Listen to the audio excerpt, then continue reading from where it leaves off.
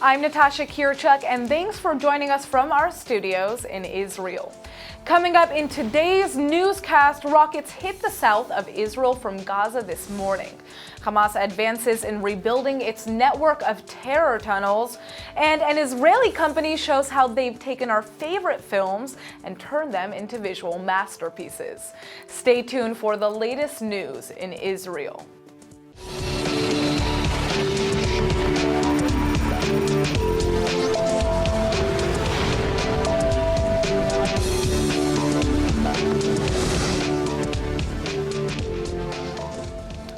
Tragedy was narrowly averted this afternoon when alert security guards were able to successfully head off an attack by an Arab woman who was charging at them while brandishing a weapon. Details are continuing to emerge over the incident, which occurred at the Kalandia checkpoint north of Jerusalem. What we know so far is that the woman is said to have begun her approach on foot in a lane designated for vehicular traffic. After reportedly ignoring repeated orders to halt from guards operating the crossing, she then took out what appeared to be a knife as she continued to advance in their direction. The woman was then overcome and arrested. There have been no reported injuries to the guards nor the suspected terrorist. A Palestinian-fired rocket slammed into Israeli territory early this morning, but instead of shattering the peace of the night, almost no one even knew it had happened until waking up and hearing the news. The missile was launched from the northern Gaza Strip around 4:15 in the dead of the night. Despite the potential deadliness carried by violation of sovereignty, it caused neither damage nor injury. Residents continued to sleep peacefully since the incoming missile air raid sirens weren't activated, after Israeli radar systems quickly determined the rocket was headed toward an open field in the south. Nighttime attacks are relatively rare because, in addition to hoped-for Jewish casualties, the Islamist extremists behind the attacks apparently intend to inflict as much chaos and panic as possible. Even though rockets are still being shot into Israel about twice a month since a 2014 ceasefire with the Hamas rulers of the Palestinian enclave, the current rate is considered a historical low. Local media outlets are reporting that the Israeli army retaliated for the latest attack by carrying out at least one airstrike on a Hamas target in the central Gaza Strip. Just 2.5 weeks ago, there were fears of a renewal of hostilities with Hamas when a number of cross-border exchanges erupted when terrorists opened fire at Israeli troops on patrol near the security barrier. In related news, there are reports that Hamas has built at least 15 terror tunnels reaching into territory belonging to the Jewish state. This latest apparent intelligence comes just ahead of tomorrow's anticipated release of an internal Israeli governmental report that's expected to be extremely critical of the country's failure to adequately prepare for the same deadly underground threat prior to the 2014 Hamas conflict. Reporters at Israel's Channel 2 News are citing unnamed high-level security cabinet officials as their sources for the claims about the new cross-border tunnels. Nearly 3 years ago, 34 such passages were discovered and destroyed by the IDF during the 50-day battle against Hamas, who used them to carry out attacks against Israeli soldiers and civilians. Since that time, Israeli security forces have been doing all they can to improve their ability to counter the threat. According to leaked portions of the state comptroller's review due out tomorrow, the findings are highly critical of the army for not having properly dealt with the tunnel issue in advance of the conflict, known in Israel as Operation Protective Edge. Plus, it's also likely to attribute blame to the political establishment for improper management of the campaign. Military leaders and the nation's politicians have been squabbling amongst themselves as to who's responsible for the negligence. Following up now with a criminal investigation into Prime Minister Netanyahu, Professor Avraham Diskin is one of the nation's leading political scientists, and he told ILTV's Steve Leibowitz that Netanyahu's claim that there will be nothing because there is nothing is not true. On the other hand, Diskin says that an indictment is far from certain, and even if Netanyahu is charged, it's not certain that the Prime Minister will have to leave office. The very fact that the General Attorney decided to have these formal investigations does demonstrate that something was wrong. Whether that was criminal or not, I don't know. Of course, I hope it's not. I don't want another prime minister to be indicted, or I don't want anyone to be found guilty. But the person was persecuted, the investigations are there, and the main question is what happens if there is an indictment. And we must be patient about that. The last prime minister that was indicted and then convicted was Prime Minister Olmert. The one and only, actually. There were investigations, by the way, against others. I remind you of Ariel Sharon, for instance. Yeah. But he passed away before. That's right. So we don't know. But in the case of Olmert, Netanyahu at that time came out publicly saying that once indicted, Olmert had to step aside. That was his opinion that he expressed at that time. Yeah, you know, people do change their opinions according to the situation. It's not the first issue that people change their opinion, and it's not going to be the last one. But what I hear from people close to Netanyahu is that he's not going to step down so easily. But what do you hear, for example, from people within the coalition, both from Likud and from other parties? If there is an indictment, they would be serving in a government led by a prime minister who is criminally indicted. Wouldn't there be some kind of a revolt from within? I'll tell you what the other side is. Let's talk about it from a formal point of view. You know, if people have to step down once they are indicted, it means that any general attorney or people below the general attorney can create upheaval, you know, a real change in the administration, even if the person is found guilty. So, you know, usually in most countries, in most democratic countries, that's not the rule. You know, you have to step down once you are convicted. And I think it makes sense, you know, to do it that way. So there are two sides. But the fact that people are not consistent about it, you know, once you are under any kind of pressure, you cannot function very easily. By the way, I must say that given the fact that, you know, all these persecutions actually against Netanyahu went for such a long period, he proved to be quite, you know, in good shape. He did function, you know, on the different issues. You know, but people do crack, and there are limits. Israeli officials have often condemned the practices of certain UN agencies, especially Unruh, the United Nations Relief and Works Agency, whose schools are often found to be inciting to violence against Israel and the Jewish people, like in the case of a Jerusalem school just last week. Well, one high-level UNRWA worker was just suspended, and we turn now to ILTV's Aaron Porras to tell us more about why. Aaron. Thank you, Natasha. Yeah, no, Unruh has just announced the suspension of Suhail al-Hindi, who was the chairman of the Association of Palestinian Workers for Unruh. He was suspended for breaking with the policy of taking a political position with Hamas, an internationally recognized terror organization, while also holding his post with Unruh. In addition to working with Unruh, al-Hindi also works as an elementary school principal. The announcement comes following Israeli accusations that he was recently chosen as a senior Hamas member from Jabalia in northern Gaza through an internal election. Hamas, which has ruled over Gaza since 2007, is an internationally recognized terror organization. Unruh denies connection to al-Hindi's suspension and the Israeli accusations. Unruh spokesman Chris Gunnis wrote, quote, "Before that communication, and in light of our ongoing independent internal investigation, we had been presented with substantial information from a number of sources, which led us to take the decision this afternoon to suspend Suhail al-Hindi, pending the outcome of our investigation. Al-Hindi is denying any connection to the matter." Now here's an upsetting story. Israel's provision of humanitarian medical assistance to Syrians wounded in their civil war is going to have to stop unless further funding can be found. That's a word from the Israeli Health Ministry, which says the nation's hospitals are simply running out of money.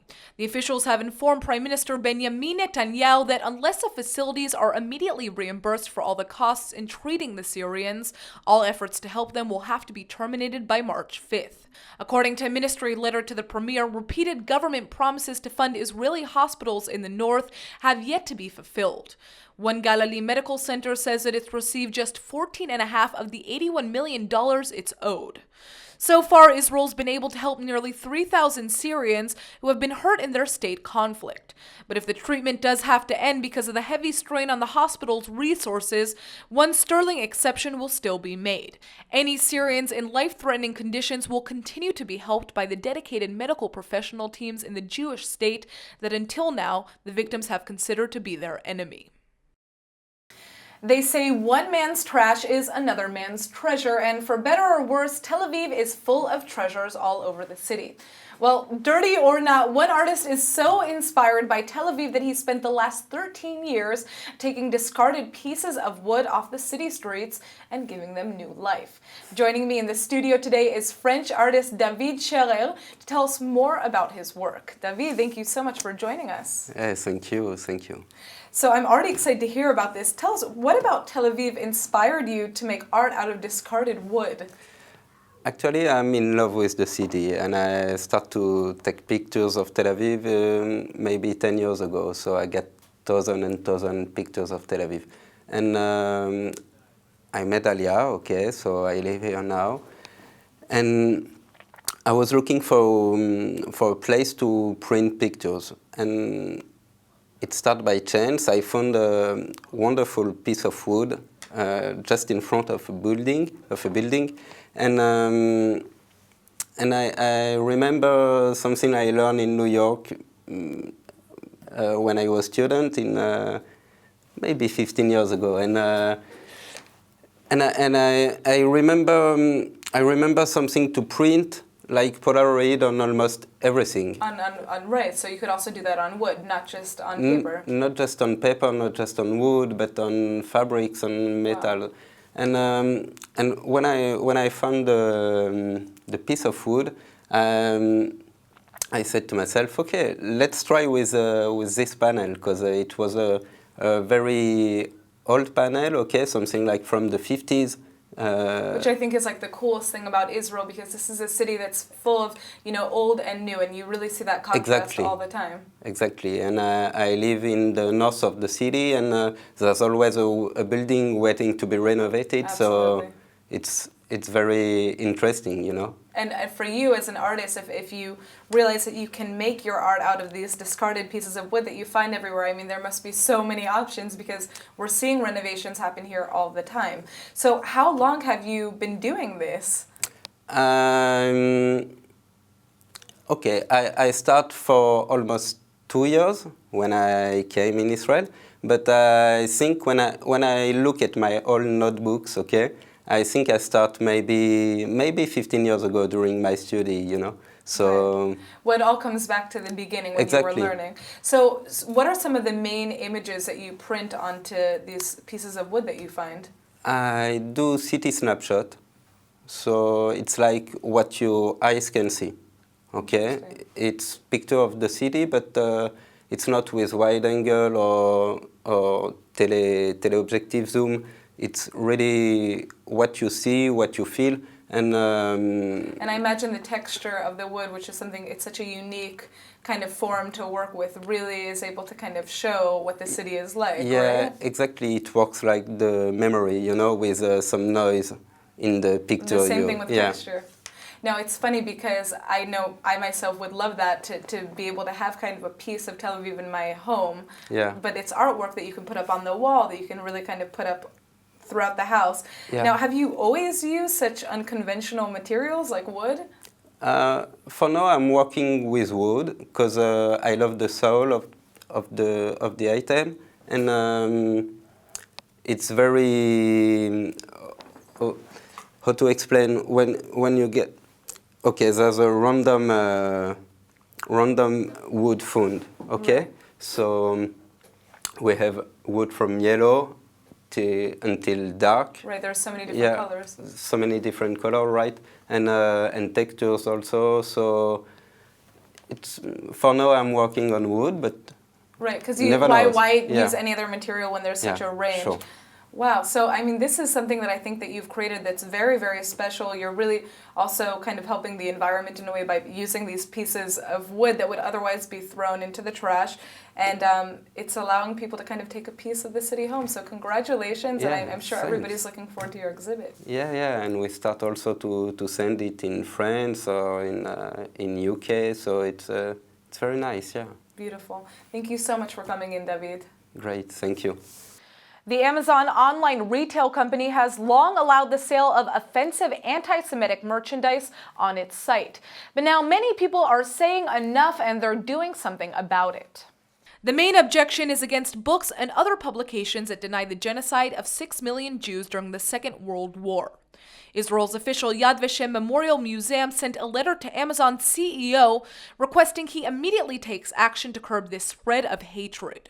The company's rejected similar appeals in the past based on freedom of information claims. But critics are hoping this time the world's largest online retailer will heed the pleas, given the ongoing outburst of anti-Semitic incidents raging across the United States and other parts of the world. The only countries where Amazon has given in and removed any of the inflammatory literature is in nations where Holocaust denial is illegal, such as Italy, France, and Germany, although no such laws exist in either the United States or Britain. Some of the hateful merchandise even includes books for young children. The Anne Frank Center for Mutual Respect is denouncing Amazon as a worldwide embarrassment to human decency and is now calling on customers across the world to boycott the company until it stops its sale of Holocaust-denying materials everywhere. The Jewish people have survived slavery, genocide, war, and now the diaspora, so it's no shock that many Jewish families have been separated along the way. Until today, there are many who are still searching for long-lost family members, but not all of them are necessarily Jewish. That's where the Israeli company MyHeritage comes in. Joining us now to talk about their unique service is MyHeritage Vice President Aaron Godfrey. Aaron, thank you so much for joining us. Thanks for having me, Natasha. Now, I already told you this, but I'm so excited that you're here because this is something that I've always been interested in learning about. Tell us, how did you guys come up with the idea to create this company? So MyHeritage was started in 2003 by our founder and CEO, Gilad Jaffet. He saw that people were using pieces of paper, spreadsheets to kind of keep their family history. And he wanted to create a place where people could work together collaboratively to build a family tree in many languages so that anyone across the world could work on a family history together and find each other. Absolutely. I mean, I know I used to do that myself with my grandparents. I'd sit down and I'd ask them, where was grandpa born and great-grandpa? So this is kind of making that process so much easier, but it also allows you to connect to family members you didn't even know existed, right? Exactly. How does it work? So we very simply can go to myheritage.com, put in some basic information about your family, your grandparents, and we'll send you matches to other family trees and historical records and newspaper articles all about your family. And just recently in November, we launched a new service called MyHeritage DNA, which is an at-home, affordable DNA testing kit, which can teach you so much about your ethnicity. You can find out where are you from in the world, do you have Jewish roots, you can find out whether you have other cousins out there who have taken DNA tests, and we'll match you to those people. So you can explore so much more about yourselves and your past. And I mean, I can only imagine this type of DNA test would bring so many different people together too, because you don't even know, the truth to your own background. You have this idea of who you are, but there's so much that you can discover Exactly. by taking a test like this. Now, I understand that you guys have made lots of connections between family members. Tell us about that. So we have 88 million users around the world using MyHeritage in 42 languages. And one of the things that our service has been so good at is technologies that bring people together seamlessly and easily. And what that means is we've been able to reunite families. Sometimes they never knew the other family existed. We have some incredibly emotional stories. We have Mike in the US, who just before Christmas found siblings. Helen in England, same story. Just before Christmas, she found some siblings. And through MyHeritage DNA, we've actually reunited a woman with her biological father, a man with his siblings as well. So there's just an incredible amount of stories that happen on a daily basis. Yeah, I can only imagine how emotional it is to be involved in this, because a lot of the people that are probably taking this might have been adopted. I mean, Exactly. you never know. It could be somebody who just kind of wants to look into their past, Yeah. or somebody who just has never had any access to their past whatsoever. Absolutely. Wow, it's exciting. All right, so how can we use this service? So to DNA test, you can visit myheritagedna.com, and there you can order a kit. You'll get the kit at home, take the test very simply. It's a cheek swab. There's no saliva, there's no blood.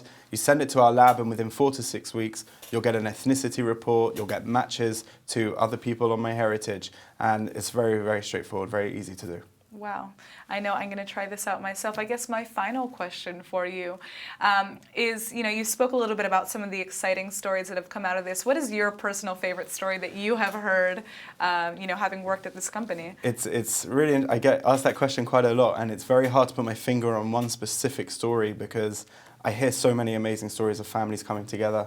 We had a very emotional reunion a year or so ago on an island just by Corfu. It's a small island called Erikusa, and this island has an amazing story. During World War II, the entire island collectively hid a Jewish family and kept it a secret. And every time the Nazis would come on the island, they would hide the family, and they lived out the war this way.